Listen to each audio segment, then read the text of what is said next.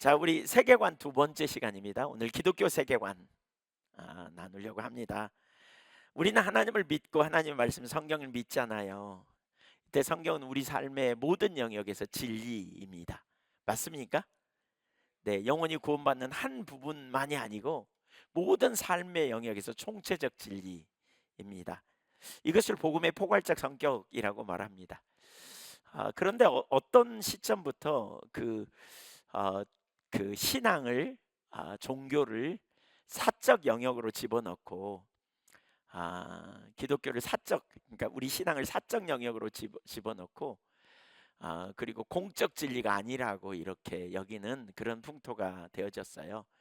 그래서 뭐 정치, 경제, 사회, 어떤 그런 법 또는 다양한 이런 영역은 과학에 기초한 진리라고 이렇게 받아들이려는 경향이 생겼고요.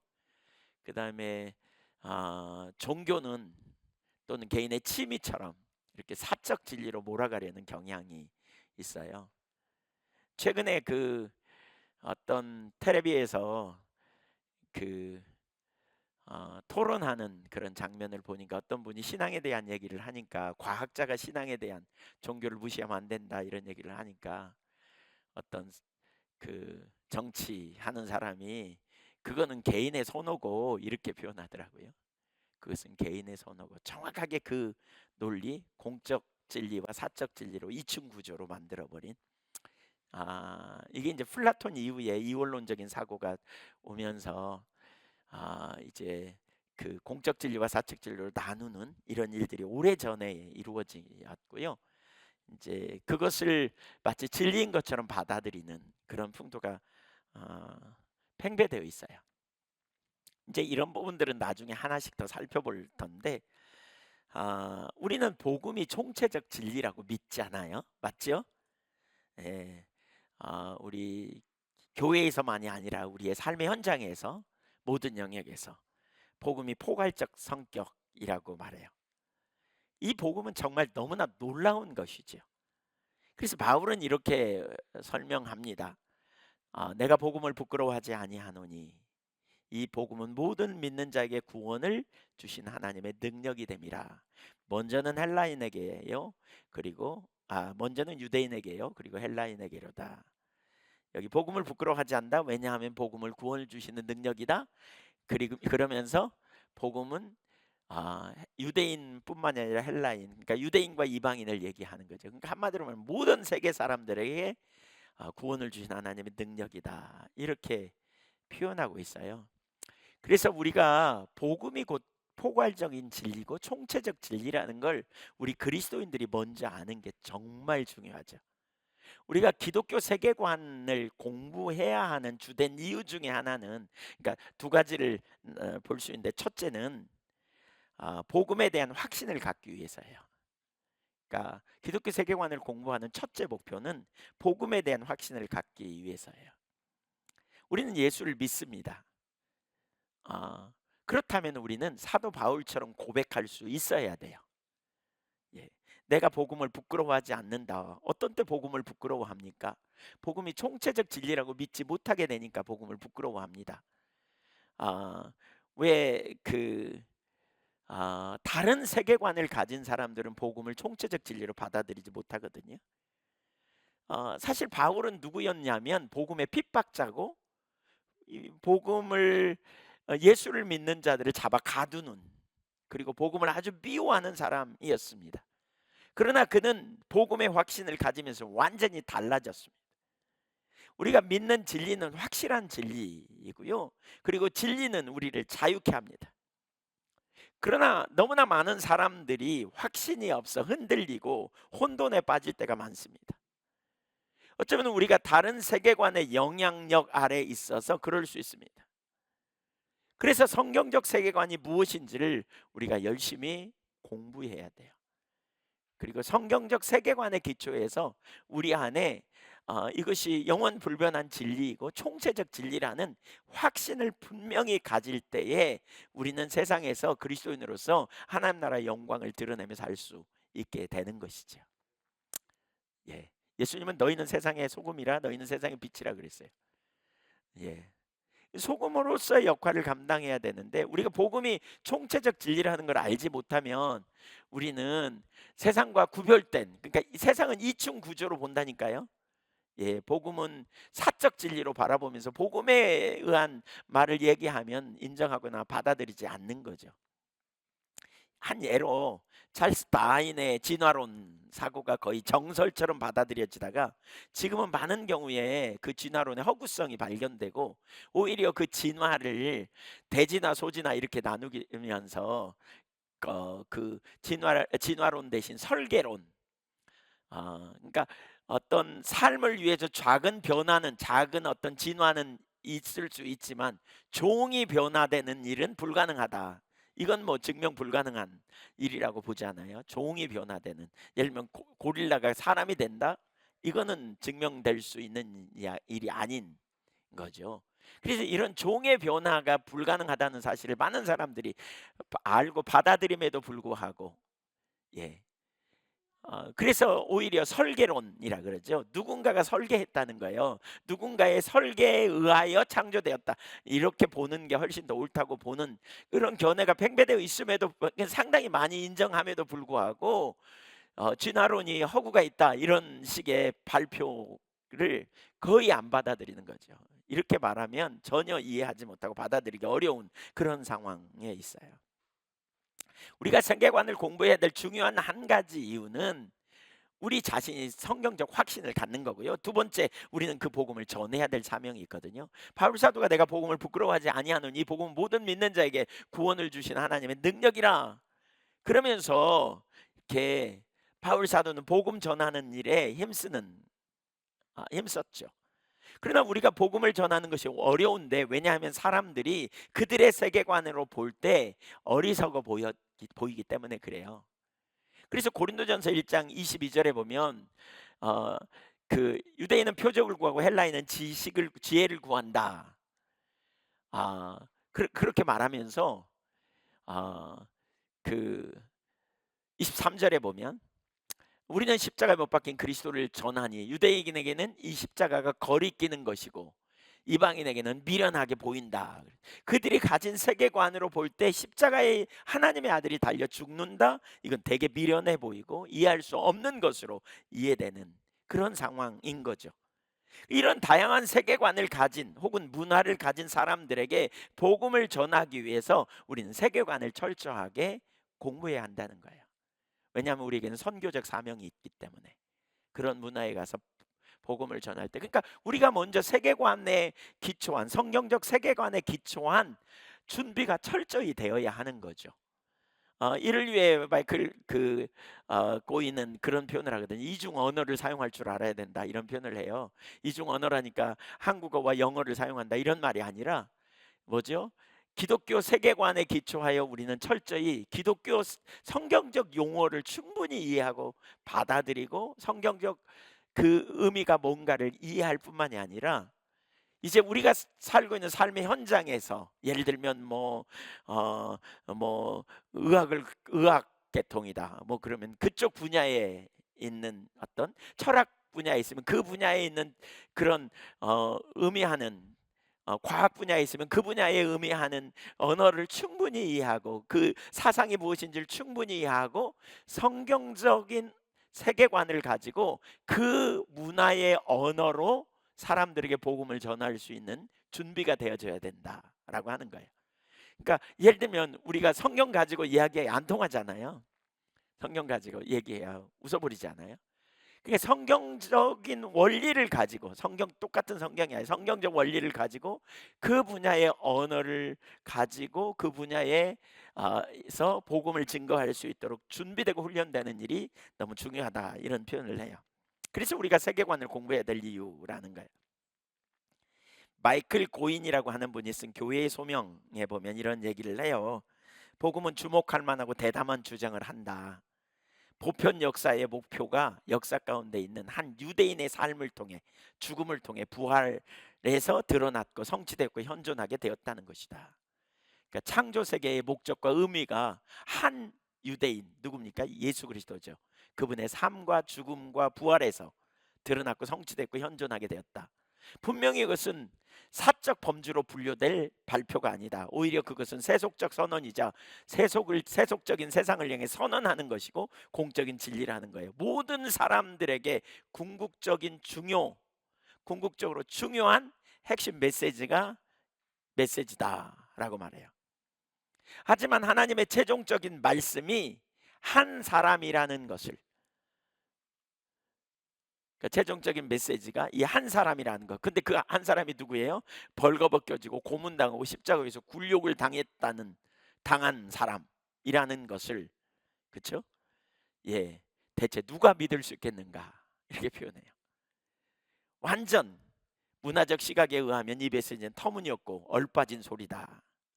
그러면서 누비긴의 지적에 따르면 복음 선포에 헌신한 우리는 복음이 세상의 일반 상식에 비추어 얼마나 이상한지, 심지어 그들이 얼마나 불쾌하게 생각하는지 잊기가 쉽다. 왜냐하면 우리는 확신을 갖고 있기 때문에, 우리는 알기 때문에 그런 거죠. 저들도 그것을 우리가 받아들일 거라고 생각하는데 그렇게가 쉽지 않다는 거예요. 그러나 복음은 어떤 메시지와 진리 준양에 그치지 않는다. 복음은 능력에 대한 것이다. 역사의 한가운데로 침입하는 역사의 종말은 모든 것을 다시 새롭게 하신 하나님의 능력이 성령으로 강림하는 것이다. 바꿔 말하면 뭐예요? 역사의 주인이 있다. 그렇죠? 그분이 우주 역사를 통치하시고 주관하신다는 거예요. 이게 복음의 이제 능력이라는 거죠. 그러면서 두 가지가 필요하다는 거예요. 하나는 그 좋은 소식을 믿고 신실하게 증언하는 백성이 필요하다는 거예요. 누구예요, 그게? 우리요, 우리. 그렇죠? 그러니까 우리가 이 세계관을 잘 공부하고 무장되는 게 되게 중요해요.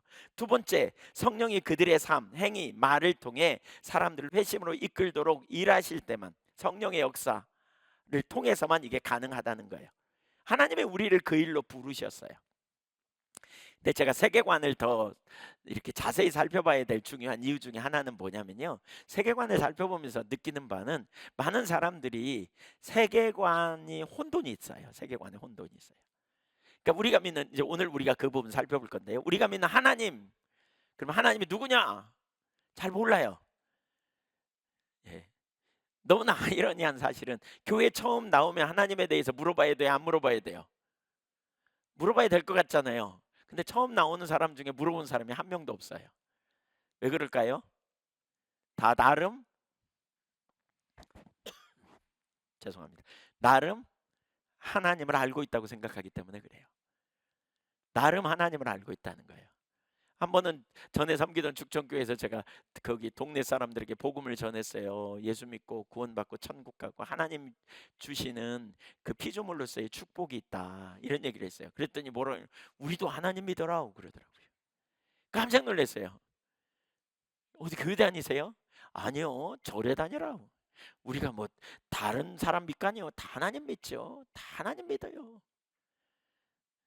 아, 이렇게도 생각할 수 있구나. 제가 그랬어요. 우리 과거에 어떤 분이 전도돼 가지고요, 초신자예요. 교회 한 번도 안 다녔다 그래서 제가 기초 성경 공부 좀 하시라고 그랬더니 잘 안 해요. 그래서 세 번째 권면했더니 이분이 그러는 거 있죠. 뭐라 그러시냐면, 아, 목사님, 저도 종교에 대해서 알아요. 저도 신앙에 대해서 알아요. 그래서 그래요? 어떻게 하세요? 전에 어디 교회 다녔어요? 아니요, 제가 부처님 8년이나 집에서 모셨어요. 불상 갖다 놓고 모셨다는 거예요. 그래서 신앙이 뭔지 안 돼. 그러니까 나름 어떻게 하려고 하는지, 어떻게 믿는지 이런 거 있죠. 물론 그 믿는 것도 완전히 다릅니다. 불교에서 믿는 신앙과 우리 성경에서 말하는 신앙과 완전히 다르잖아요. 다르죠? 알죠? 달라요, 달라요. 더군다나 그가 믿는 믿음의 대상인 하나님에 대하여는 올바로 이해하고 있을까? 완전히 다릅니다. 근데 이걸 선명하게 가르치지 않으면 성경이 말하는 하나님이 누구인지 잘 몰라요. 그러면 우리는 물 떠놓고, 정한수 물 떠놓고 비나이다 비나이다, 이런 그 그들이 가지고 있는 막연한 신관, 하나님, 이거 이렇게 비나이다 비나이다 하다가 그분들이 불교에 전도돼 갖고 절에 가서 부처님, 여기서 가지고 있는 신관, 교회 나와서 하나님 신관, 다 똑같아. 여러분 다 똑같지 않거든요. 그러니까 우리가 세계관이 무엇인지, 성경이 말하는 하나님이 누구이고, 아니 그러잖아요. 교회 안 다니는 사람도 하나님 부른다니까요. 하나님이 보호하사 우리나라 만세 그러잖아요. 성경이 말하는 참 하나님이 누구인지 알지 못하면 우리가 전혀 엉뚱하게, 또 우리가 어떻게 신앙생활을 하는 건지 잘 모르는, 막연한 종교성의 개념과는 완전히 다른 거죠. 그렇죠? 그냥 절에 다니듯이 이렇게 교회에 나오는 이런 게 신앙이 아니에요. 성경이 말하는 온전한 신앙이 뭔지를 우리가 잘 아는 게 되게 중요해요. 중요하겠죠? 중요할 것 같죠? 그렇죠? 네, 예, 아주 중요해요. 네, 그래서 우리가 이 세계관이 무엇인지 먼저 좀 오늘 또 다시 좀 살피고요. 지난주에 세계관이 뭔지 살폈는데 오늘 다시 앞에서 살피고, 뒤에서 하나님이 누구이신가, 우리가 말하는 성경이 말하는 하나님이 누구인가를 다른 그러니까 샤머니즘적 세계관에서 말하는 이해하는 하나님, 혹은 그 서구적 세계관에서 이해하는 신관을 과 어떻게 다른지, 이런 부분들을 좀 분류해내는 이런 일을 좀 하려고 해요. 예, 서구인들도 하나님 개념이 있어요. God 그러잖아요. God. 예, God. 성경이 말하는 God인지 아니면 나름 가지고 있는 God인지, 이게요 많이 혼재되어 있어요. 그래서 우리 가운데 잘못된 걸 빼내고요, 올바른 God, 하나님에 대한, 예, 하나님에 대한 올바른 인식을 갖는 것이 우리 신앙의 너무너무 중요한 요소입니다. 예, 저와 여러분이 그렇게 올바른 신앙을 갖기를 소망합니다. 네, 나는 알아. 난 내가 뭐 신앙생활 몇 년 했는데, 몇 년 해도 소용없어요. 우리 한 예로 우리 저기 김혜정 권사님 얘기 제가 나눴잖아요. 8년 동안 교회 다녔는데 어느 날 제가 오래전에 이 부분을 나눴거든요. 지금처럼 나누진 않았지만 오래전에 이런 부분을 나눴더니 그날 듣고 나서 확 뒤집어지셨어요. 완전히 그냥. 그래서 어떻게 된 거냐고 제가 물어봤어요. 그랬더니 설교를 듣다 보니까 자기가 8년 동안 교회 다니면서 하나님이라고 불렀는데 성경의 하나님이 아닌 다른 하나님을 부르고 있더라는 거예요. 그래서 그걸 회개하는데 그날 축사 현상이 나타나고요, 그날 삶이 180도 달라진 거죠. 너무나 놀라운 변화, 너무나 놀라운 전환이 일어난 거 있죠. 무엇을 믿는가, 누구를 믿는가, 이걸 정확히 아는 게 참 중요해요. 자, 그 뒷부분을 살피기 전에 오늘도 세계관의 정의를 간단하게 좀 살펴보려고 해요. 왜냐하면 세계관이 중요하기 때문에 이걸 잘 이해하는. 지난주에 세계관의 정의 나눴는데 기억하는 분 손 들어보세요. 네, 아 기억해요? 야 공부 많이 하셨군요. 예, 두 분만 손 들어. 이 많은 인원 중에 세계관을 우리가 정확히 아는 게 얼마나 중요한지 몰라요, 뭔지. 그래서 자꾸 다양하게 좀 볼 텐데 오늘 또 두 사람의 세계관 이야기를 잠깐 정의를 살펴보려고요. 창조 타락 구속이라는 책을 쓴 알버스 율터스가 박사가 이런 정의를 해요. 같이 한번 읽어볼까요? 시작. 한 사람이 사물들에 대해 가지는 근본적 신념들의 포괄적인 틀이다. 무슨 말인지 잘 모르시겠죠? 예, 한 사람이 어떤 사물들에 대해 가지는 신념이 있다는 거예요. 근본적 신념. 이제 이걸 하나씩 설명할 거니까요. 그리고 그 신념을 통해서 포괄적인 틀이 있다는 거예요. 어떤 틀이 있어요. 예, 나름대로의 어떤 기준이 있다는 거예요. 여기 사물은 뭐냐? 어떤 사물, 그러니까 신념의 대상일 수 있는, 될 수 있는 모든 거예요. 세계를 바라보는 눈, 인간의 삶, 자유가 뭔지, 평등이 뭔지, 예를 들면 환경을 어떻게 바라봐야 하는지, 인간의 고통의 의미가 뭔지, 우리가 약자를 대할 때 어떤 태도를 대해야 되는지, 뭐 이런 것들이 다 신념이 될 수 있죠. 우리 기독교인이 가져야 될 어떤 신념들, 예를 들면 뭐 동성애 문제, 뭐 이런 것들도 다 신념과 관련이 있는 거죠. 그 다음에 교육의 문제, 사회적인 도덕, 가정의 중요성, 부모 자녀 간의 관계의 어떤 그런 문제들, 다 이런 게 이제 신념과 관련이 있어요. 어떤 얘기하라 그러면 금방 할 수 있을 거예요. 여러분 오늘날 팔레스타인 전쟁에 대해서 어떻게 생각합니까? 몰라요. 그럴 수도 있지만 조금 그 부분에 관심이 있는 사람들은 얘기한단 말이에요. 정치에 대해서 어떻게 생각합니까? 그러면 할 말이 있죠. 이게 다 어디서 나오냐? 신념에서 나오는 거예요. 자기 나름대로의 신념. 그러니까 그 사물이라는 것은 대상이죠. 대상. 여기 하나님도 사물 속에 포함될 수 있는, 이제 이분의 정의에 의하면 그런 거죠. 두 번째, 개인의 신념이라는 걸, 그 개념 계속 올려주세요. 개인의 신념, 신조라는 거, 신조. 그러니까 신념이라는 말은 믿는다는 말 의미도 있고요, 신조라는 의미도 있죠. 그렇게 살아야 된다는 어떤 확신 같은 거죠. 즉 그것을 위해 기꺼이 논증할 뿐만이 아니라 그것을 위해 돈을 지출하거나 그것을 위해 고난을 무릅쓰고서라도 옹호하고 주장하려고 하는 헌신적인 믿음이죠. 뭐 그런 헌신적인 믿음. 예를 들면 그린피스 운동 뭐 이런 그런 거 보셨어요? 예, 고래가 죽어가고 있어요. 뭐 이런, 예, 뭐 그런. 그래서 고래잡이 하는 거 못하게 하려고 막 큰 배가 막 가는데 작은 보트를 타고 거기 못하게 막 가로막는 이런 일 사진으로 왜 선전하면서 후원해 달라고 막 이런 거 나오잖아요. 그 사람들이 어떤 마음으로 그 일을 할까? 신념이 있단 말이에요. 자기 나름대로. 이게 이제 신념, 이런 걸 신념이라 그러죠. 언론의 자유를 위한 신념, 정치적 주장 같은 어떤 한 개인의 확신, 이런 게 신념이에요.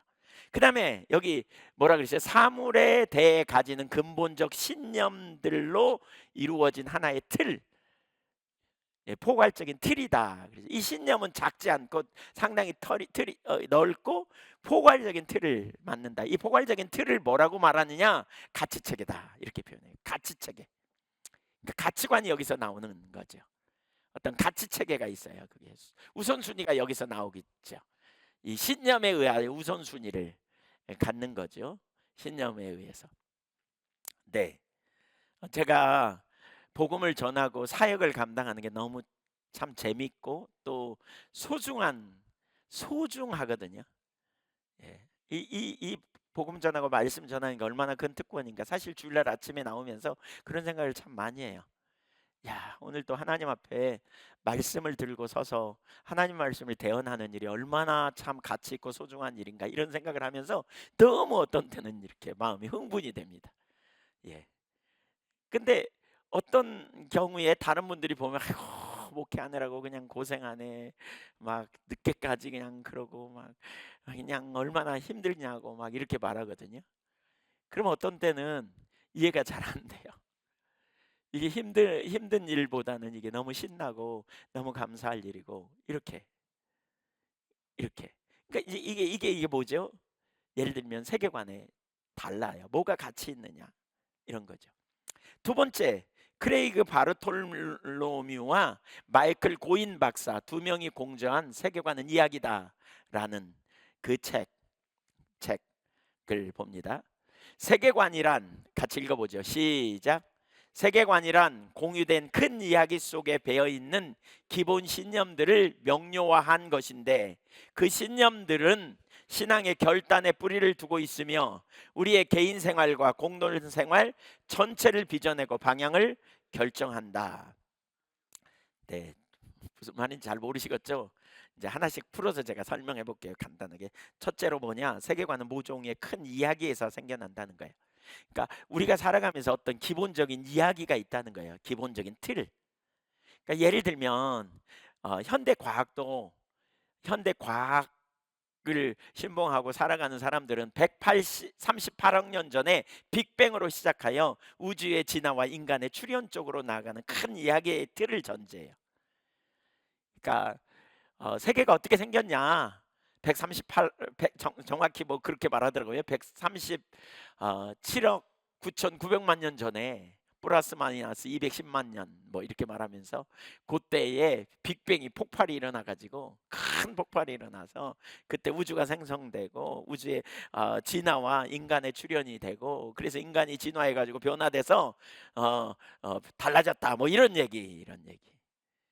그래서 인간은 그렇게 살아가는 존재, 뭐 우주 그 현대 과학의 어떤 기본적인, 이게 이제 애들 초등학교 중학교 뭐 책이 이런 걸 전제하고 있어요. 이런 이야기들. 그 틀. 그러니까 여러분, 이런 세계관을 가지고 살아가는 사람이 있는가 하면 단군 설화, 예를 들면 단군설화 이야기 생각해 보세요. 우리 얼마 전에 개천절 지냈잖아요. 개천절이 무슨 날인지도 모르고 막 요즘 지내가죠. 예, 뭐 고조선의 단군 왕검이 대한민국의 우리의 기원이다 뭐 이렇게 얘기하면서 이야기하죠. 거기서부터 시작되었다는 이야기. 그래서 그런 어떤 애니미즘적 사고관 이런 이야기가 이렇게 펼쳐져 있어요. 그걸 굳게 믿어요. 그걸 단군설화를 굳게 믿고 거기에 기초해서 살아가는 이야기. 회교도들에게도 그들 나름대로의 이야기가 있습니다. 그들 이야기, 그렇죠?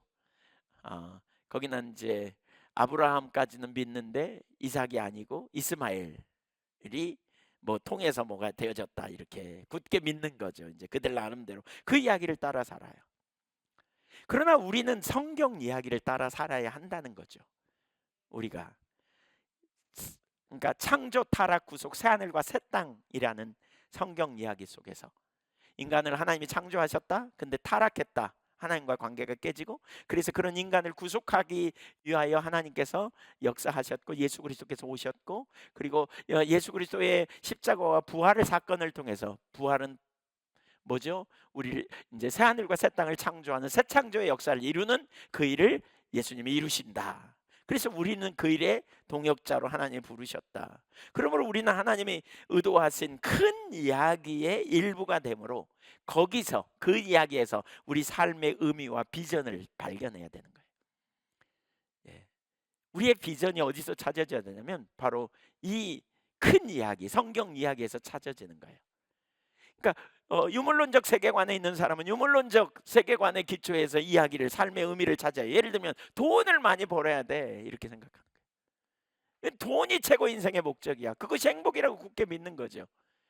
이건 기독교적인 세계관에 있는 사람이 아니에요. 기독교적인 세계관은요, 하나님이 우리의 주권자고 왕이고 통치자고 그분을 떠나서 살 수 없어요. 예수 그리스도 안에서 우리에게 영원한 생명을 주셨죠. 그래서 우리는 그분을 의지하고 그분을 신뢰할 때만 우리가 영원한 생명을 얻고 또 그분의 나라에 들어가는 하나님 백성으로서 우리가 영원한 생명을 누리는 거죠. 그 하나님이 우리를 구원하셨을 뿐만 아니라 우리와 함께 새 하늘과 새 땅, 새 창조의 역사에 우리를 부르신 거죠. 우리와 동역하자고 부르신 거예요. 그러니까 이제 우리는 예수 믿은 이후에 우리의 삶의 방향과 우리의 삶에 가야 될 길은 어디에 있냐? 어디에 있느냐? 영원한 하나님 나라에 우리의 초점을 두고 하나님과 동행하는 가운데 그것이 우리의 인생의 비전이 되는 의미를 거기서 찾는 거죠. 그분의 큰 이야기가 우리의 삶에 목적과 방향을 주고 세상을 설명하고 우리가 어떻게 살아야 되는지 이 세상을 어떤 눈으로 바라봐야 되는지를 알게 해주는 거죠. 성경적 세계관의 기초에서 세상을 분별하고 이해하고 해석하고 그리고 삶의 그 방향성을 의미를 비전을 우리가 찾는 거죠. 비전을. 두 번째, 큰 이야기들과 세계관들은 언제나 가장 깊은 차원에서 종교적 신앙의 뿌리를 두는 것입니다. 그러니까 앞에서 나눴죠. 세계관은 이야기다. 근데 우리가 기독교 이야기를 거부하고 살아가는 사람은 이야기가 없냐? 아니에요. 나름의 이야기가 있다는 거예요. 다. 근데 그 이야기들과 세계관들은 결국 가장 깊은 차원에서 보면 종교적 신앙의 뿌리를 두고 있다는 거예요. 신앙적 결단의 뿌리를 두고 있다는 거예요. 그러니까 지식적이고 명제적인 것이 아니라 마음의 문제, 마음의 문제, 마음의 문제, 종교의 문제라는 거예요. 그 정의를 계속 올려주세요. 이것을 종교적 신앙이라고 표현하는 이유가 있어요. 이걸 종교적 신앙으로 표현하는 이유가 뭐냐면 포괄적인 영역에서 모든 영역이 전적인 충성을 요구해요. 예를 들어 한번 생각해 보게요. 전적인 충성을 요구한다니까요. 어떤 세계관을 내가 가지고 있다면 그 세계관이 나에게 충성을 요구해요. 그렇게 살라고 요구한다는 거예요. 그것이 곧 진리인 것처럼 가르친다는 거예요. 예를 들면 물질주의 유물론적 세계관에 있는 사람은 이 세상에 물질을 많이 갖는 것이 정말 소중한 거죠. 그러니까 물질의 가치를 가진 사람은 그 물질을 얻는 것이 행복이라고 굳게 믿어요. 그러면 어떻게 해요? 그걸 얻기 위해서 어떻게 해요? 돈을 벌기 위해서 온갖 노력을 하겠죠. 그러다가 때로는 거짓말도 하고 비윤리적인 행동도 서슴지 않고 행하는 거예요. 왜? 그걸 얻는 게 행복이니까. 그리고 그걸 많이 얻은 것이 인생의 가장 기쁨이라고 믿으니까. 그래서 돈이 최고의 가치야 라고 생각하면 그런 세계관을 굳게 가지고 있는 사람은 그 일을 위해 헌신하는 거예요. 그 일을 위해 삶을 조정하는 거예요. 윤회 사상을 믿잖아요. 윤회 사상이 뭐예요? 인간이 죽으면 끝이 아니고 뭐 다른 뭐가 뭘로 태어난다 그러잖아요. 전생에 뭐 이런 얘기 하잖아요. 그래서 그런 윤회 사상을 믿는 불교에서는 곤충이나 짐승을 죽이는 것을 살생이라고 매우 적극적으로 금하잖아요. 살생을 죄로 여기면서 그래서 적극적으로 못하게 막잖아요. 그러니까 그 헌신을 요구하는 거죠. 충성을 요구해요. 근데 그거 안 하면 죄라 그러는 거예요. 거기서 말하는. 예. 그러니까 상당히 이야기에서는 이걸 종교로 보는 게 옳다는 거예요. 서구적 세계관 그 뿌리에 다 종교로 이해하는 거라는 거죠. 과학과 이성 혹은 과학과 종교의 개념으로 보는 게 아니고 종교 대 종교로 봐야 한다는 거예요. 왜냐하면 거기서 그런 삶을 요구하고 그렇게 살도록 헌신하고 그리고 삶의 모든 영역을 그 범위 안에서 바라보기 때문에 여기서 그 신앙의 대상은 살아계신 하나님도 될 수 있지만 인간의 능력이나 우주의 충만한 비인격적 기운, 인간이 만들어낸 수많은 다른 우상들이 될 수 있다는 거예요. 마태복음 6장 24절에 보면 이런 표현이 있잖아요. 하나님과 재물을 겸하여 섬길 수 없다 그러죠. 그렇죠? 그러니까 하나님도 섬길 수 있고 자칫하면 돈도 섬길 수 있다 그러죠. 그러니까 예를 들면 물질이 가치 있다고 여기면 그 물질을 섬기는 거예요. 아니 나는 물질을 안 섬겨. 나는 물질을 그냥 추구하고 올 뿐이야. 근데 성경은 뭐라 그러냐? 물질이 우상이 될 수도 있다는 거예요. 그런 개념으로 봐서 종교라는 거예요. 종교. 서, 우리가 가진 세계관은 종교성을 가진다는 거예요. 왜요? 두 가지 개념이에요. 한번 따라서 포괄적이고 헌신을 요구한다. 예, 그렇게 살기를 원하기 때문에. 그게 종교라는 거예요. 종교. 그대로 살도록 강요하고 그대로 안 살면 죄책감을 느끼고 그대로 안 살면 그 문화 속에서 그대로 안 살면 뭔가 잘못됐다고 여기고 공동체성을 이루기 때문에 그런 거죠. 세 번째, 핵심 질문들에 대해 답을 준다는 거죠. 핵심 질문에 대한 답. 모든 큰 이야기에는 세상에 대한 근본적 신념이 있는데 틀이 있어요. 신념의 틀. 거기서 중요한 질문에 대한 답이 들어있어요. 이건 지난주에도 나눴잖아요. 인생이 무엇이냐? 이 땅에 사는 거, 넌 어디서 왔냐? 어디서 왔냐? 너 어디로 가냐? 너 이 땅에서 어떻게 살아야 되느냐? 이 세상의 문제는 뭐냐? 뭐 이런 거죠, 이런 거. 예. 이 세상은 어디서 왔냐? 빅뱅으로부터 왔다. 이런 사람들은 이 세상은 어디로 가냐? 멸망할 것이다. 예, 그런 폭발에 의해 멸망할 것이다. 뭐 그런 세 가지 이론 뭐 있죠. 그런 이렇게 될 것이다. 뭐 이렇게 얘기하죠. 그러면 이 땅에서 어떻게 사냐? 이 땅에서 나름대로 뭐 여러 가지 이제 그런 세계관이 나오는 거죠. 뭐 실존주의적인 세계관, 또 허무주의적인 세계관, 또 에피쿠르스적 학파 같은 경우는 쾌락을 추구하는 이런 자리로 가는 뭐 다양한 견해가 나오는 거죠. 거기서 대답을 하는 거죠. 기독교에는 뭐라 그래요? 어디서 왔냐? 하나님께로 왔다. 어디로 가냐? 하나님께로 돌아간다. 이게 기독교 세계관이거든요. 그러면 이 땅에서 어떻게 되냐? 우리는 영원한 나라를 이 땅에서 준비하고 그 영원한 나라를 이 땅에서 전하는 일을 해야 한다. 이게 기독교 세계관인 거죠. 예. 이 세상의 문제를 어떻게 해결하냐? 찰스 다인 같은 사람은 이렇게 말해요. 진화가 돼야 되는데 진화되려면 뭐 해야 돼요? 진화되면 열등한 짐승이 살아요? 우월한 짐승이 살아요? 우월한 짐승이 살잖아요. 그러니까 열등한 짐승은 도태돼요. 그래서 우월한 자들만 자꾸 남죠. 이처럼 인간의 세상이 발전하려면 열등한 자는 다 죽어야 된다는 거예요.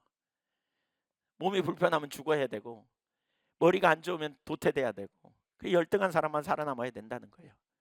예. 이게 진화론이에요. 이 세상의 문제 해결은 열등한 자가 다 없어지고 사회가 점점 발전해서 진화론은 낙관론이거든요. 세상의 앞날이 좋아질 거다. 과학 문명이 발달하고 막 그러면 점점 좋아질 거다. 이렇게 얘기해요. 예. 그렇게 될까요? 머리 좋은 사람은 죄 안 짓고 교육 많이 받은 사람은 죄 안 짓고 그렇다면 너무 좋죠. 이게 교육 철학이죠. 교육 철학. 예.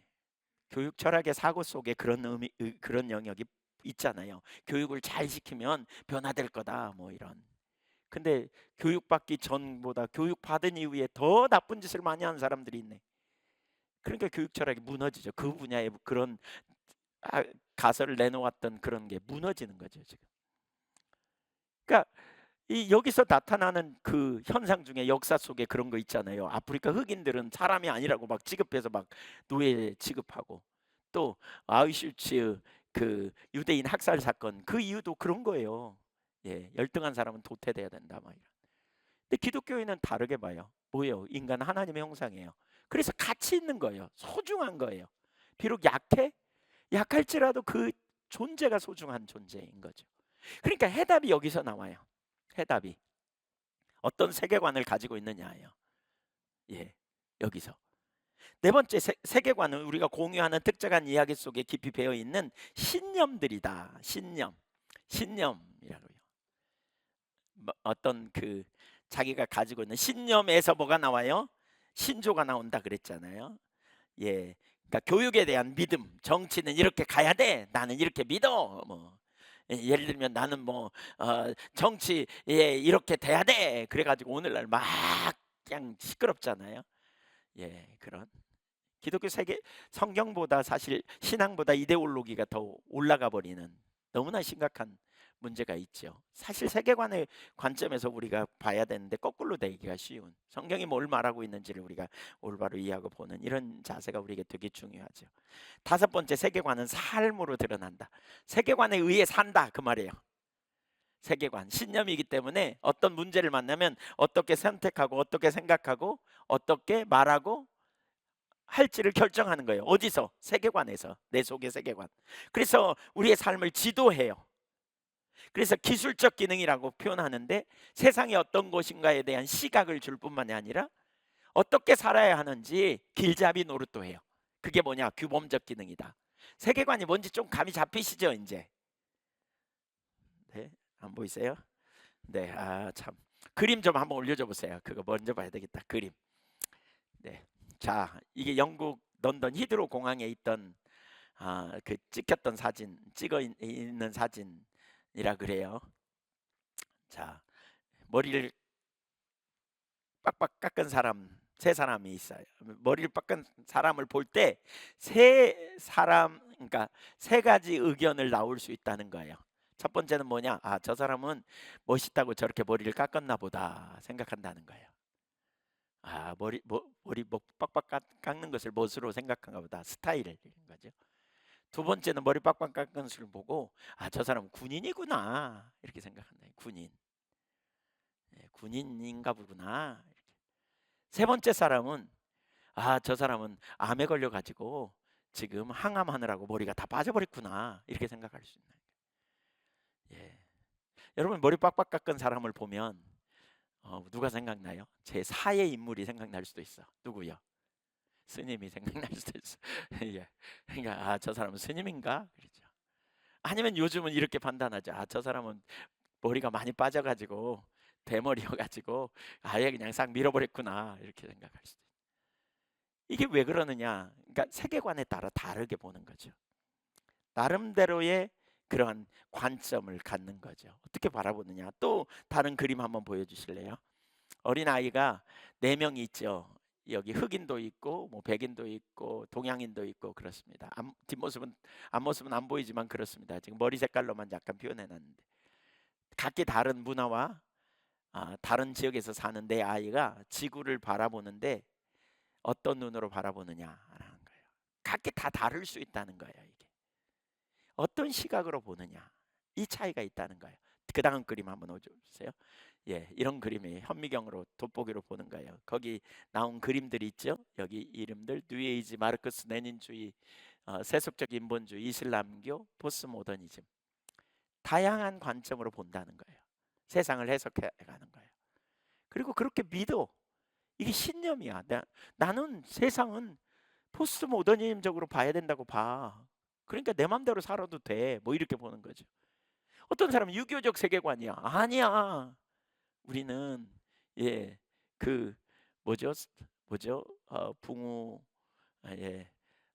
갑자기 생각이 안 납니다. 부모 공경, 부부 유별 뭐 그쵸? 붕유유신, 붕우유신 뭐 이런 개념으로 돼야 돼. 이런 신념이 있는 사람. 이런 신념을 가지고 나름대로 사는 거예요. 그냥 유교적 사상이 있는 사람. 제가 어렸을 때 어떤 분이 저한테 와가지고 잠깐 저 옆집에 살았던 분이 왔는데 밤마다 저를 오래요. 그래서 그랬더니 이분이 유교를 막 저한테 가르쳤어요. 이렇게 살아야 되고 이렇게 살아야 되고 이렇게 살아야 되고. 그분이 이걸 가르치는, 그렇게 안 살면 아주 나쁜 이라고 이렇게. 그러니까 그렇게 가르치고 그렇게 헌신하도록 만드는 거죠. 이게 세계관이에요. 예, 이게 세계관. 그래서 규범적 기능과 기술적 기능이 있다 이렇게 표현해요. 네, 뭐 기능이 있다 그런 거는 그냥 그러려니 하는데, 하여튼 보세요. 나름대로 세계관을 가지고 있기 때문에 그렇게 살아요. 그렇게 행동하고요. 그 다음에 여섯 번째, 모든 사람들은 다 나름대로 세계관을 가지고 있다는 거예요. 그러니까 어떤 사람이든지 어떤 것을 보고 해석할 때, 결정할 때 그가 가지고 있는 세계관에 기초해서 이렇게 어떤 결정을 내려요. 이런 표현이 있어요. 세계관이 뭔지는 몰라도 세계관이 없는 사람은 한 명도 없다.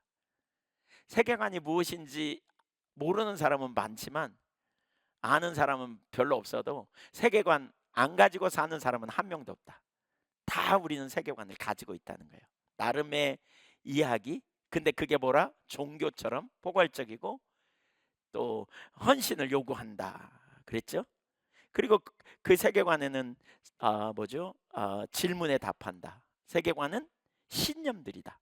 그래서 세계관 속에서 질문이 나오는 이유가 거기 신념이 있기 때문에 답을 한다는 거예요. 그걸 통해 헌신하고 그걸 통해 일하고 남들이 뭐라 그러든지 나는 그 일에 마음을 들이고 또 돈을 들이고 이렇게 나가는, 논쟁을 하고 싸우기도 하고.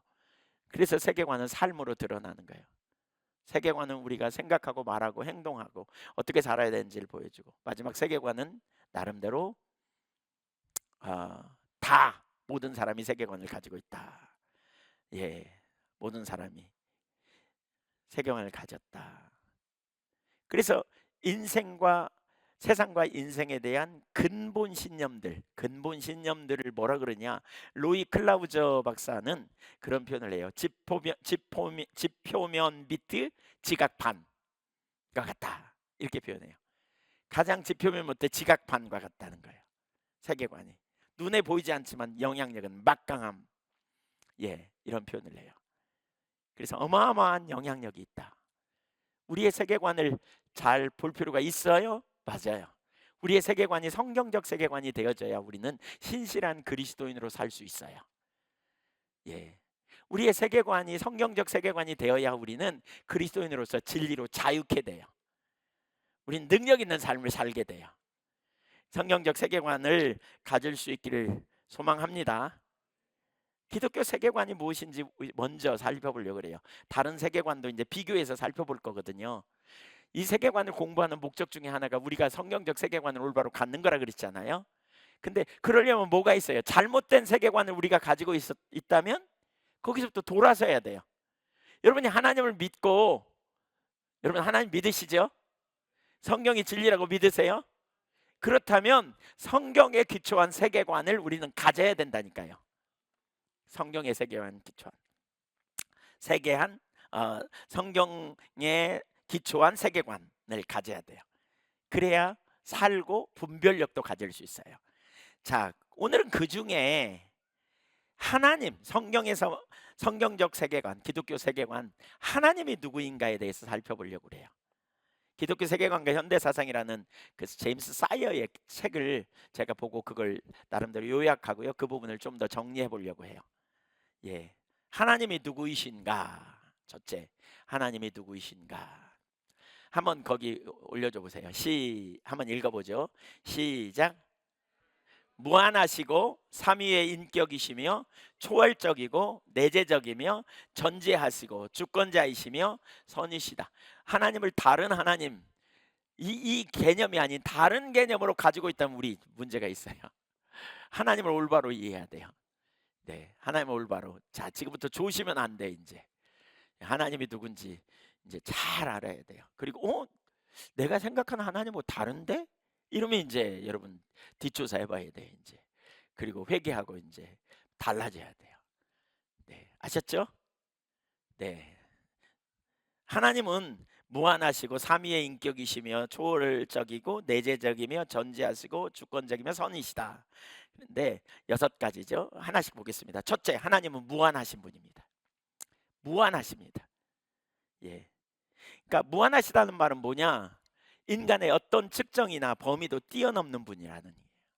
하나님은 무한하신 하나님. 성경에 이제 이런 표현이 되게 많이 나오죠. 그러니까 이것은 한계가 없다는 말이에요. 끝이 없어요. 하나님. 예. 가도 끝이 없어. 하나님을 피하거나 도망가거나 숨을 수도 없어. 하나님은 어디나 계시는. 무한하시다는 말은 4가지를 얘기할 수 있는데, 하나는 지식에 있어 전지하시다. 모르는 것이 하나도 없다. 하나님은. 가만히 여러분 지식으로만 듣지 말고요, 생각해 보세요. 하나님이 얼마나 풍성하신 분인지. 지식으로 모르는 것이 없다. 두 번째, 능력에 있어서 못하실 것이 없는 전능하신 하나님. 세 번째, 시간에 있어서 영원히 계시는 분. 예, 영원하신 분이죠. 네 번째, 장소에 있어서 어디나 계시는 분. 이걸 뭐라 그래요? 무소부재하신 하나님. 그러죠. 아무데나 다 계셔요. 사실 되게 중요해요. 우리 믿음은 하나님을 믿는 것에 기초하잖아요. 하나님 성품에 기초하잖아요. 저는 이 4가지를 되게 많이 묵상했어요. 근데 이 4가지만 정말 제대로 알아도요, 우리에게 얼마나 담대한 믿음이 있는지 몰라요. 예. 고독하세요? 하나님을 향해 나가세요. 하나님은 어디나 계세요. 혼자 있는 것 같으세요? 하나님은 전지하세요. 모르시면 하나도 없어요. 네. 우리가 하나님을 피해 숨을 수도 도망갈 수도 없어요. 하나님은 어디나 계시고, 하나님은 무슨 일이든지 능치 못할 일이 없는 분이세요. 그러니까 우리가 담대할 이유가 거기 있어요. 우주의 어떤 존재도 그분의 본질에 도전할 수가 없어요. 모든 존재의 근거가 되시는 하나님, 모든 존재의 궁극적 목적이 되시는 하나님, 유일한 자존자, 유일한 자존자, 다른 존재와 전혀 다른 방식으로 존재하신 하나님. 그래서 하나님 뭐라 그러냐? 나는 스스로 있는 자다. 출애굽기 3장 14절, 나는 스스로 있는 자니라 그랬어요. 예, 나는 스스로 있는 자다. 스스로 계신 분이에요. 누구에 의해 만들어진 분이 아니에요. 그분은 모든 존재의 근원이 되시고, 그렇죠? 스스로 계시는. 또 신명기 6장 4절, 이스라엘아 들으라, 우리 하나님 여호와는 오직 유일한 여호와시니, 한 분뿐이신 유일한 여호와. 우리가 믿는 하나님이 누구인지 여러분 생각해 보세요. 무한하신 하나님, 스스로 계신 분, 영원 전부터 영원까지 계시고, 그렇죠? 어디고 어느 곳에나 다 계시고, 어느 곳에나. 그리고 그분은 전지하시고 전능하신, 우리가 믿는 하나님은 위대하신 분이에요. 그래서 그런 찬양이 있잖아요. 우리 주 하나님은 위대하시도다. 우리 주 하나님은 위대하시다. 우리가 믿는 하나님이 누구이신가 보세요. 그분이 우리를 자녀 삼으셨다니까요. 예, 눈 뜨십시오. 눈 떠. 네, 묵상하지 말고 그냥 저를 보면서 들으십시오. 하나님이 얼마나 크시고 놀라우신지. 사실 이 부분을 지적인 영역에서만 처리하기 때문에 우리가 능력이 없어요. 우리가 하나님을 잘 모르는 이유는 지적으로만 해결하려고 그래서 그래요. 가만히 생각해 보세요. 내가 믿는 하나님은 무한하신 분. 너무너무 놀랍지 않아요? 누가 주와 같습니까? 비교할 자가 어디 있습니까? 예. 아무도 비교할 수 없습니다. 우리가 믿는 하나님은 완전하신 하나님. 예. 이 소식이 여러분에게 기쁨이죠? 네, 신나는 일입니다. 예, 진짜 신나는 일입니다. 생각을 해보세요. 가만히 생각을 해보세요. 내가 믿는 하나님이 누구이신가? 어떤 하나님인가? 무한하신 하나님, 스스로 계신 분, 영원 전부터 영원까지 계신 하나님. 저는 이 속성 한 가지 한 가지만 생각해도 진짜 담대한 믿음이 생긴 것 같아요. 그리고 이 믿음의 기초에서 안식이 있어요. 염려? 괜찮아요. 주님이 아시면 돼. 어떤 인간이 나를 뒤집어지게 하고 나를 속상하게 해. 그래서 그냥 내가 그냥 할까 그러다가 주님이 용서하라 그러셔. 어떻게 가능해요? 아시니까요. 하나님 능력이시니까요. 하나님 다 보고 계시니까요. 그분 주신 약속들이 있어요. 이게 믿음이에요. 믿음이 복잡하지 않아요. 사실 내가 믿는 하나님의 위대하심, 그 하나님이 나에게 아빠가 되심, 이 믿음에 기초하는 거예요. 그래서 우리는 이 믿음, 이 하나님의 속성에 기초해서 우리가 기도하고, 이 하나님의 속성에 기초해서 우리가 나가고, 그분의 뜻을 쫓아 우리가 나갈 수 있는 근거가 여기 있죠. 너무너무 놀라운. 두 번째, 하나님은 인격이십니다. 이 하나님은 인격이시다. 여러분, 세상에 어떤 신도요 인격이시라는 말이 없어요. 인격이세요. 하나님은. 하나님이 단순한 힘이나 에너지, 어떤 현존하는 실체가 아니에요. 하나님은 인격체이세요. 인격에는 두 가지 특징이 있죠. 자의식과 자기 결정력의 기본적인 특성을 가져요.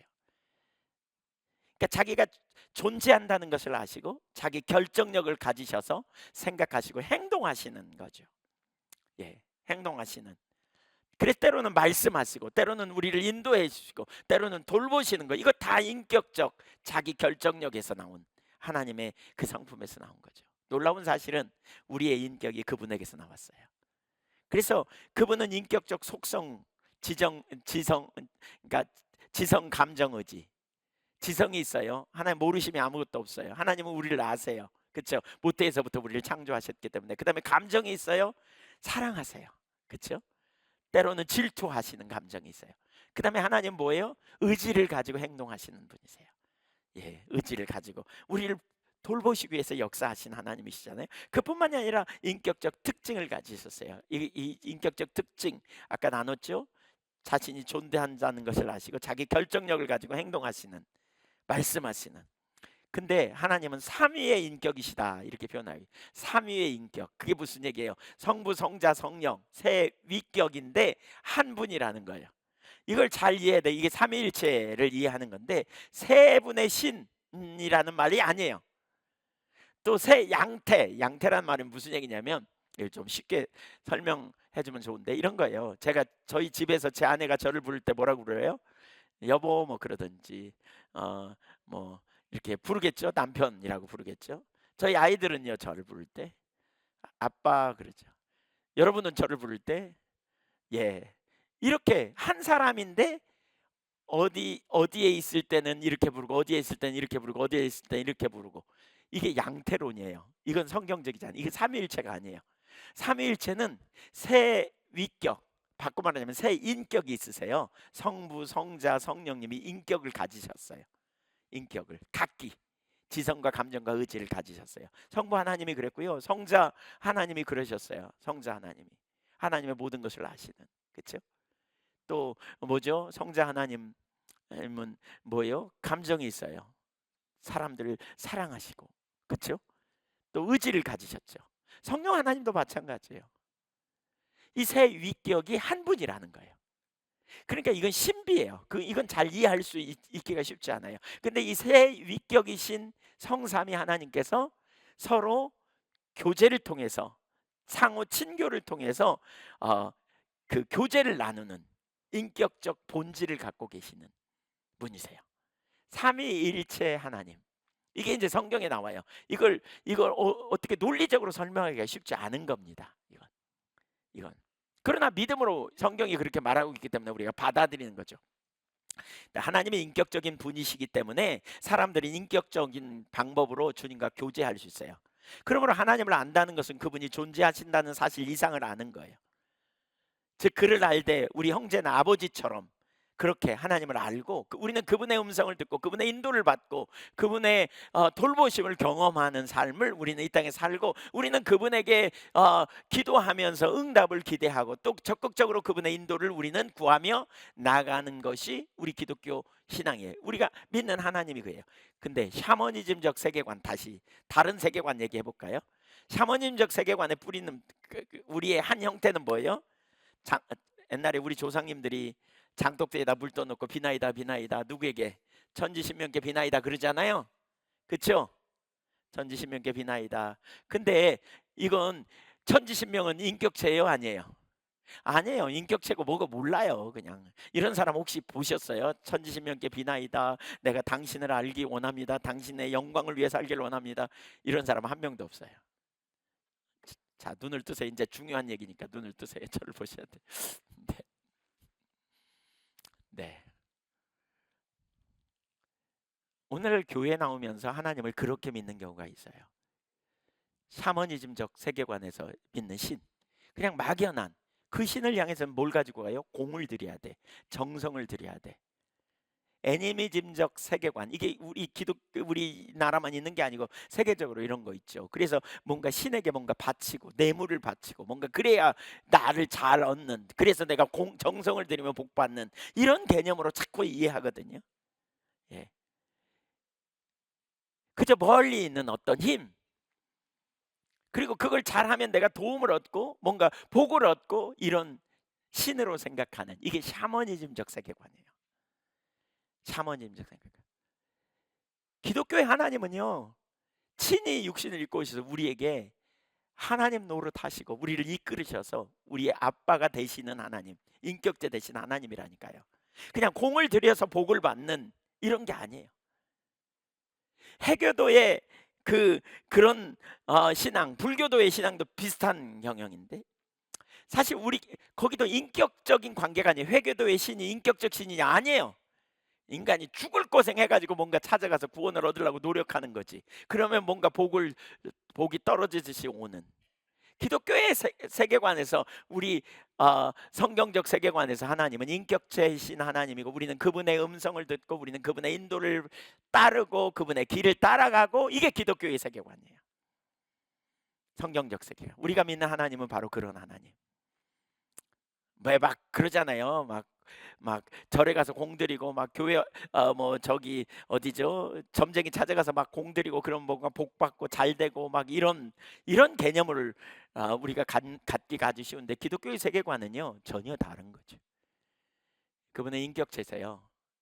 누가 먼저 하셨냐? 그분이 먼저 우리를 사랑하셨고, 그분이 먼저 우리를 구원하러 오셨고, 그분이 육신을 입고 오셔서 우리의 신실한 아빠 노릇 해주시기로 작정하셨어요. 우리를 사랑하세요. 그래서 우리와 친밀한 교제를 갖기를 원하세요. 아멘. 예. 그래서 우리는 그분의 음성을 듣는 거죠. 성령의 조명으로 그분의 말씀을 우리는 깨닫고, 그 성경의 원리에 기초해서 순간순간 인도하시는 살아계신 우리 주님, 우리 안에 내재하시는 주님이십니다. 세 번째, 하나님은 초월적이며 내재하시는 분이십니다. 하나님은 초월하시며 내재하시는 하나님. 하나님이 우리 인격과 이 세상 너머에 계신 분이라는 얘기예요. 초월자라는 말은 이 세상과 이 세상과 인간을 초월하여 넘어 계신 분. 그러나 우리와 또 이 세상과 관계를 가지기 위해 내재하시는 분. 한번 따라해보세요. 하늘에 계신 우리 아버지. 이게 뭐예요? 초월자이며 내재하시는 분, 이거예요. 그러니까 이렇게 설명할 수 있어요. 하나님은 초월자예요.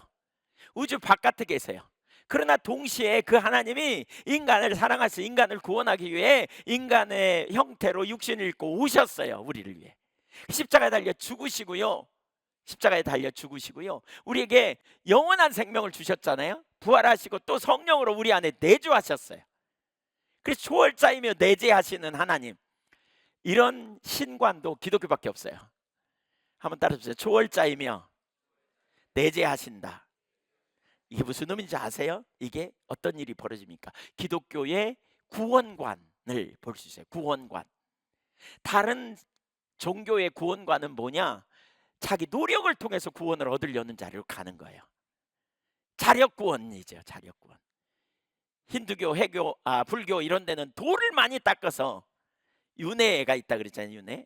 해탈의 경지에 이르러 그런 각을 통해서, 그 고를 깨뜨리고 번뇌를 깨뜨리고 이렇게 나아가야 구원에 이른다, 이렇게 보는 거죠. 그러니까 인간이 죽으라고 노력해야 되는 거예요. 인간이 죽으라고. 회계도의 구원가는 뭐예요? 성지에 가면 뭐 유익이 있고, 착한 일 하면 유익이 있고, 요즘으로 말하면 점수제 같아. 점수제. 제가 그걸 보면서 성지에 갔다 오면 몇 점, 좋은 일 하면 몇 점, 단번에 구원받을 수 있는 그런 전쟁에 가서 폭탄 짊어지고 빵 터지면, 거룩한 전쟁에서 죽으면 하늘나라에서 70명의 천사가 기다리고, 뭐 70몇 명의 천사가 기다려가지고 그냥 예쁜 천사들이 자기를 시중 들고 자기는 행복하고 잘 산다, 뭐 이런 얘기.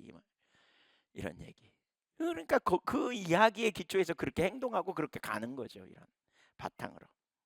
근데 기독교의 세계관은 구원론은 완전히 달라요. 우리 하나님은요 초월자이며 내재하세요. 예, 그래서 우리의 역사를 주관하시고, 하나님을 사랑하는 자들의 삶에 합력해서 선을 이루시고 이 우리 안에 함께 동행하시고 우리와 교제하시는 주님, 너무너무 신나는 거죠. 네, 하나님이 육신을 입고 오셨어요. 우리 같은 자의 모습으로. 그리고 우리 죄를 위하여 달려 죽으셨어요. 그래서 우리를 하나님께로 이끄셨어. 그리고 하나님의 자녀 삼으셨어. 그리고는 부활하시고 승천하신 다음에 성령으로 또 우리 안에 내주하셔서 우리와 동행해 주시는 하나님, 그분이 성경의 하나님이세요. 아멘. 여기서 뭐가 깨져요? 율법주의적인 사고가 깨져요. 죄책감 바뀌는 거예요. 구원이 뭐예요? 우리가 그 은혜로 구원받아요. 노력으로 구원받는 게 아니라 그 은혜로, 그분의 은혜로, 전적인 은혜로 우리는 구원받아요. 그래서 우리는 예수 믿음으로 우리의 죄의 문제가 해결됐잖아요. 그래서 예수님이 그러셨잖아요. 베드로에게 이미 목욕한 자는 다시 목욕할 필요가 없다. 손발만 씻으면 된다. 그래서 우리는 그 순간순간 지은 죄를 하나님 앞에 회개하고, 그렇지만 이미 용서받았으면 우리가 받아들이고 또다시 주님의 은혜를 힘입어 우리가 하나님이 기뻐하시는 삶을 살려고 나가는 거죠. 친밀한 교제 안에. 이게 기독교의 하나님이에요.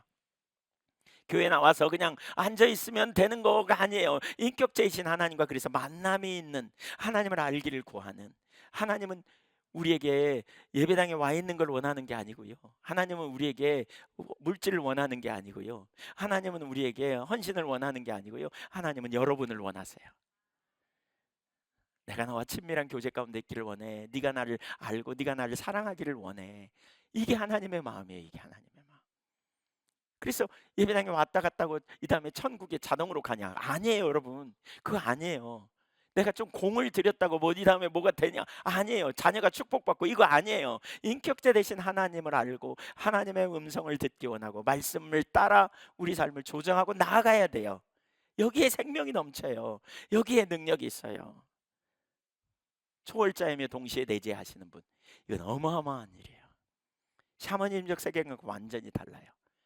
이신론적 세계관이라는 게 있어요. 그러니까 서구 문화의 영향을 받아서 이성을 가지고 성경을 보려고 하는 이런 영향을 받은 중세 그 이단이 있는데, 오늘날도 세계관, 이신론적 세계관을 가진 사람들이 되게 많아요. 그게 뭐냐? 하나님이 우주를 창조하셨다는 걸 믿어.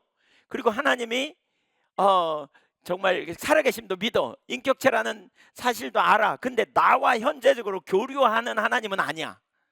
이 신론이 그거거든요. 이제 인격성을 잘 몰랐죠. 근데 오늘날 많은 기독교인들이 하나님은 인격체야 라고 말하지만 현재적으로 인격체신 하나님과 나와 지금 교제하고 있다는 사실, 교제해야 된다는 사실은 이론에 불과한 경우가 허다해요. 여러분이 하나님은 인격체라는 말 많이 들었지만 개인적으로 주님이 내게 말씀하시고 내가 주님 앞에 인격적인 삶의 조정이 일어나고 전환이 일어나고 이것이 실제가 아니라면 여러분의 세계관에 문제가 있다는 걸 발견해야 돼요. 예, 실제적인 하나님이 누구이신가? 성경이 말하는 하나님이 누구인가? 사실 우리 하나님만 살펴봐도 우리가 얼마나 많이 다른 세계관이 우리 가운데 침투되어 있는지 몰라요. 예, 기도도 잘 안 해. 교회는 아니지만 왜 안 해요? 안 믿으니까요. 머릿속으로 뭘, 오늘날에도 하나님은 우리의 기도를 응답하시고 오늘날도 간섭하실 거라는 확신이 없어. 왜? 이신론적인 세계관의 영향을 받은 거예요. 이성의 영향을 받았어요. 하나님의 우리를 간섭하시고 돌보시고 문제를 해결하시고 우리에게 필요를 채우시고 구체적으로 역사하실 하나님의 놀라운 능력의 역사를 별로 경험 못하는, 매우 심각한 거죠. 이런 세계관에 있다면 바꿔야 돼요. 성경적 하나님이 누구인지, 올바로 하는 게 얼마나 중요한지. 네 번째, 하나님은 전지하십니다. 알파와 오메가시며 시작과 끝을 아십니다. 모든 지식과 모든 지성의 궁극적 원천입니다. 시편 139편에 보면 하나님은 전지하시고 무소부재하심을 노래합니다. 모든 곳에 계시고 모태에서 형성되기 전에 자신을, 우리를 아셨다, 우리를 택하셨다, 이렇게 표현하고 있거든요. 하나님은 전지하십니다. 이 소식이 여러분에게 기쁜 소식입니까? 네, 기쁜 소식이죠. 이 하나님이 전지하시다. 예, 이걸 우리가 기억할 필요가 있어요. 다섯 번째, 하나님은 주권자이십니다. 주권자. 하나님의 주권자이심은 무한하신 하나님의 결과지만 그러나 온 땅을 다스리고 통치하는 데 관심을 두심을 의미합니다. 하나님은 주권자라는 말은 이 세상과 별개로 떨어져 계시는 분이 아니에요. 하나님이 이 세상을 방치하는 분이 아니에요. 구체적으로 하나님은 이 세상의 모든 역사의 주관자요, 모든 피조물을 다스리시고 돌보시는 분이심을 우리가 기억해야 돼요. 온 땅의 주인이시죠. 하나님은 역사의 주인이세요. 그래서 역사를 His story 그러잖아요. His story, 히스토리를 His story, 영어로 히스토리가 그런데 그걸 His story라고 이렇게 표현하죠. 그분의 이야기다. 역사의 주관자. 하나님이 역사의 주관자이심이 여러분에게 어떤 의미가 있어요? 저에게. 네. 우리는 그분의 통치에 적극적으로 들어가는 거예요. 범사에 그분을 인정하는 거예요. 그렇죠? 범사에 그분의 주권 앞에 들어가야 돼요. 그렇죠? 그분의 뜻을 따라 우리는 살아가는 거예요.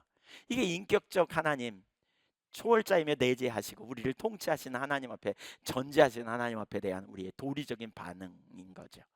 그분의 뜻이라면 우리가 기꺼이 순종하고 그분의 길을 따라가는 이 삶을 우리가 살아가는 거죠. 너무너무 놀라운, 그분이 통치자라면 우린 때로 억울한 일을 당하고 어려운 일을 당해도, 문제를 만나도 염려할 거 없어요. 왜냐하면 하나님이 통치하시니까, 하나님이 완전히 하실 거니까. 믿으십니까? 이 너무나 놀라운 은혜요, 축복이잖아요. 너무나 놀라운. 여섯 번째, 하나님은 선이십니다. 하나님은 선이십니다. 따라서 보세요. 하나님은 선이시다. 하나님의 성품에 대한 최고의 선언이죠. 엄청난 일입니다. 하나님의 인격의 본질은 선이십니다. 그래서 그를 의지하는 자에게 선으로 인도하십니다. 로마서 8장 28절에 우리가 알거니와 하나님을 사랑하는 자고 그의 뜻대로 부르심을 입은 자들에게는 모든 것이 합력하여 선을 이루느니라 그랬어요. 하나님이 선하시기 때문에 근본적으로 그분의 뜻이 이루어지고 그분의 나라가 이루어지고 그분의 통치가 이루어질 것이기 때문에 우리는 염려하고 불평할 게 없다. 이 사실이 우리에게 뭘 의미하는지 여러분 가만히 보세요. 이 사실이 우리에게 뭘 의미하냐? 우리가 불평하거나 원망하면 안 돼요. 대신에 뭐 해야 돼요? 감사해야 돼요. 다 이해할 수 없어도 우리는 하나님께 감사할 수 있어요. 욥이 어마어마한 고난을 당할 때 이런 고백을 하잖아요. 욥기 1장 21절에 내가 모태에서 적신으로 나와 싸운즉, 그러니까 빨가벗고 나와 싸운즉 그리로 빨가벗고 돌아갈 거다. 맨몸으로 나왔는데 그 맨몸으로 갈 거다. 주신 자도 여호와시오 취하신 자도 여호와시니 오직 여호와만 찬송을 받으실지어다. 이렇게 말해요. 어마어마한 고난 속에서 뭘 근거로 하고 있느냐? 하나님은 선하시다는 거예요. 하나님 선하시다는 사실이 얼마나 큰 위로가 되는지. 하나님이 선하시기 때문에 잘못되지 않는다는 거예요. 하나님에게는 악이 조금도 없어요. 하나님은 완전한 선으로 저와 여러분을 인도하시고 이끄시고 돌보시는 하나님이심을 믿으시기 바랍니다. 그분은 신실하세요. 실수하지 않으세요. 정말 완전한 선. 혹시 여러분 중에 하나님에 대해서 약간 좀 많이 말고 조금 하나님 너무하는 것 같아, 하나님 정말 그러시는 것 같아, 혹시 이런 생각 드시는 분이 있다면 회개하셔야 돼요. 뭘 회개하느냐? 하나님은 선하시다. 하나님은 선하시다. 그러니까 우리는 불평이 나오잖아요. 그때 이렇게 고백해야 돼. 하나님은 옳아요. 하나님 틀리지 않았어요. 하나님 완전하세요. 이렇게 우리가 고백할 수 있어야 돼요. 한번 따라서세요. 하나님은 선하시다. 너무너무 놀라요. 우리 믿음의 근거죠. 예. 저도 막 어떻게 생각하면 막 이걸 생각 안 하면요, 막 속이 부글부글 끓을 때도 있어요. 막 어떻게 그 인간이 그러지, 왜 그러지, 막 이렇게. 근데 그냥 용서할 수 있어요. 용서하고 축복합니다.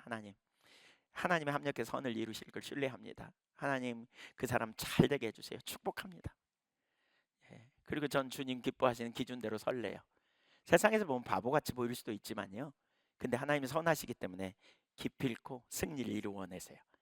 하나님의 선이 어떻게 나타나는지 이 부분만 설명하고 마칠게요. 하나님의 선은 거룩과 사랑이라는 두 가지 방법으로 표현됩니다. 거룩과 사랑이라는 두 가지 방법. 첫째, 거룩은 악을 용납하지 않으시는 절대 공의죠. 악을 용납하지 않은 절대 공의. 그에게는 어둠이 조금도 없으세요. 아무리 사소한 악이라도 용납 안 해. 그래서 동이서에서 먼 것처럼 하나님은 죄에서 멀다 그러시잖아요. 그러니까 우리가 하나님은 우리 인격적인 교제로 우리를 부르셨으니까 적당히 괜찮아요. 그리고 이렇게 뭉개는 식의 생각을 가지면 안 돼요. 하나님 죄를 거룩하시기 때문에, 절대선이기 때문에 거기 악이 낄 수가 없어요. 두 번째, 그러나 하나님의 선은 또한 사랑으로 표현됩니다. 요한일서 4장 16절에 하나님은 사랑이시다 이렇게 말했잖아요. 이 사랑으로 인해 자기를 희생하시고 구원하셨습니다. 그 놀라운 사랑으로 인해 자기를 희생하시고 구원하셨어요. 그러니까 우리가 완전히 끝장날 수밖에 없는데 하나님이 먼저 우리를 사랑하셔서, 거룩하신 하나님이 우리를 용납할 수 없어서 그냥 심판받아야 될 합당한 우리를 완전한 선하신 하나님께서 내재하셔서 육신을 입고 오셔서 우리의 모든 죄를 짊어지시고 십자가에서 처리해 놓으셔서 우리가 이제 예수를 믿는 자마다 영원한 생명에 이르도록 우리를 구원해 내신 놀라운 역사. 근데 이 하나님의 선이라는 의미의 아주 중요한 한 가지가 뭐냐면 절대적 기준이 있다는 거예요. 윤리의 절대적 기준이 있어요. 한번 따라해보세요. 윤리의 기준. 요즘 포스트 모더니즘의 문제가 뭐냐면 윤리의 기준이 없어요. 상대성을 주장해요. 상대성. 요즘 젊은이들이 상대성을 주장해요. 아니 뭐 나만 좋으면 되지 뭐. 그러니까 이 포스트 모더니즘이 내는 소리가 그거거든요. 남에게 해를 끼치지 않는 한 네 맘대로 살아라 그래요. 네가 좋으면 그만이지 이래요. 남에게 해를 끼치지 않는 한. 그래서 뭐 그런 얘기 있죠. 여러분 그런 선전 혹시 보셨어요? 이 텔레비 선전 같은 데 보면 세계관을 그대로 반영하는 게 나와요. 왜 어떤 사람이 나와가지고 막 그러잖아요. 어쩌라고 막 그러잖아요. 그 저는 그거 보면서 뭐 보태준 거 있나 왜 저러지 싶어요. 어쩌라고 그러잖아요. 예. 거기 뭐 자세한 얘기는 안 하겠습니다. 미디어를 타니까 제가. 근데 그 화면에 있는 그 내용에 정말 더 자세히 알면 우리가 납득하기 쉽지 않은 상황인데 그런 문화인데 어쩌라고 난 이렇게 살아 뭐 그러는 거죠.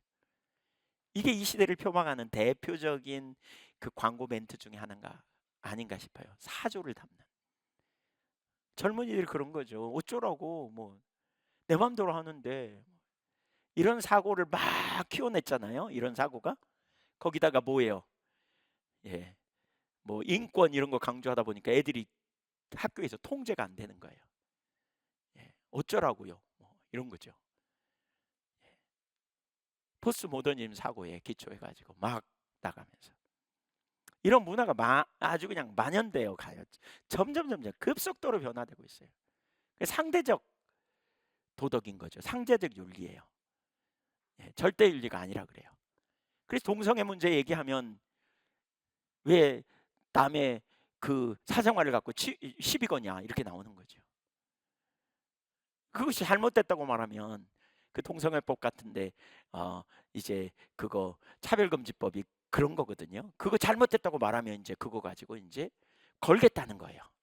교회 설교하면서 동성애 잘못된 거다 그러면 이제 걸겠다는 거예요. 그렇게 설교하는 일 걸겠다는 거예요. 이거 미국이나 영국에서 그런 일들이 많이 일어나고 있잖아요. 지금 장사하는데 케이크 만드는 사람이 남녀가 같이 결혼하는 게 아니고 남자끼리 결혼한다고 케이크 그렇게 만들어 달라 그러니까 나는 기독교인이라서 안 팔겠다 그랬더니 고발해 버렸어요.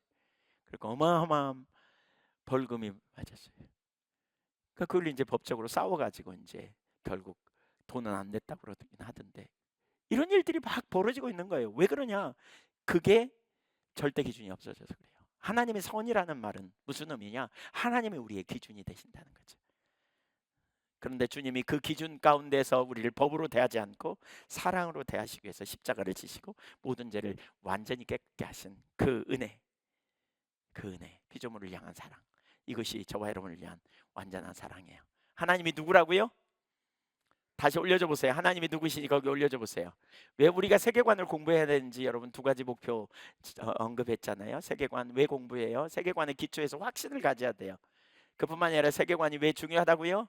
우리가 만나는 선교적 삶이 선교적 대면을 하려면 세계관을 공부해야 돼요. 문화 속에 어떤 세계관을 가졌는지 분별하고 이해해야 우리가 저들에게 복음을 전할 수 있어요. 자, 무엇보다 기독교 세계관 중에 첫 번째로 중요한 게 뭐냐? 하나님이 누구냐를 아는 거예요. 이제 그 다음은 나중에 쭉 살필 건데, 하나님이 누구냐? 하나님은 무한하시고 무한하시다 생각해 보세요.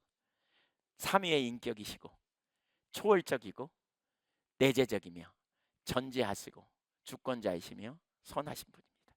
이 하나하나가 어마어마한 의미가 있어요. 오늘 설교를 들으면서 기독교 세계관이 아닌 다른 세계관이 내 안에 있지 않은지 보십시오. 왜 우리가 전체를 걸고 나가지 못하느냐면, 왜 우리가 하나님을 경험으로 알지 못하냐면, 우리가 하나님을 잘 몰라서 그래요. 우리가 부분적으로 알아서 그래요. 혹은 왜곡된 가치관을 가지고 있어서 그래요. 성경이 말하는 하나님이 누구인지 선명하게 깨닫고 우리가 인격자이신 하나님과의 지속적인 교제 안에 승리하는 저와 여러분이 되기를 주님의 이름으로 소망합니다. 예, 우리 하나님이 얼마나 신나는지 우리가 바라보면 좋겠어요. 그래서 우리 같이 이제 기도하겠습니다. 우리가 믿음으로 같이 기도하겠습니다. 우리가 믿는 하나님이 얼마나 신실하시고 완전한 하나님인지, 얼마나 놀라우신 분인지 우리가 바라보면서 먼저 내가 합당하지 않은 세계관을 가지고 있었다면 그걸 회개하십시오. 하나님, 제가 하나님 잘못 알았던 거 용서해 달라고. 하나님을 아는 것처럼 착각하고 있었는데 잘 몰랐다고. 하나님 알기를 구한다고. 그리고 하나님을 더 알게 해달라고 구하시고요. 또 하나님을 모름으로 말미암아 여러분이 의기소침하고 낭망하고 또 좌절하고 그런 자리에 있다면 그 부분도 회개하고요. 하나님이 누구신가에 대한 믿음으로 소망을 가지고 하나님을 찾으십시오. 오늘 아침에 일부 예배 마치고 기도 시작하는데 그런 마음을 하나님 주시더라고요. 너희가 의기소침하고 낙심되는 것은 나로부터 시선이 돌아가서 그렇다고. 하나님 놓치니까 삶이 지루하고 기쁨도 없는 것 같고, 그러니까 예배당에 오면서도 하나님 만나고 하나님을 예배한다는 감격과 기쁨도 없이 오는 거죠. 하나님 말씀 듣는 거 지루하게 느껴지고, 예, 뭐 들으려고 하지 않으니까 잘 들려지지도 않고. 사실 우리가 믿는 하나님이 어떤 하나님인지 우리가 올바로 아는 게 얼마나 소중하고 얼마나 놀랍고 얼마나 귀한지. 같이 기도하시죠.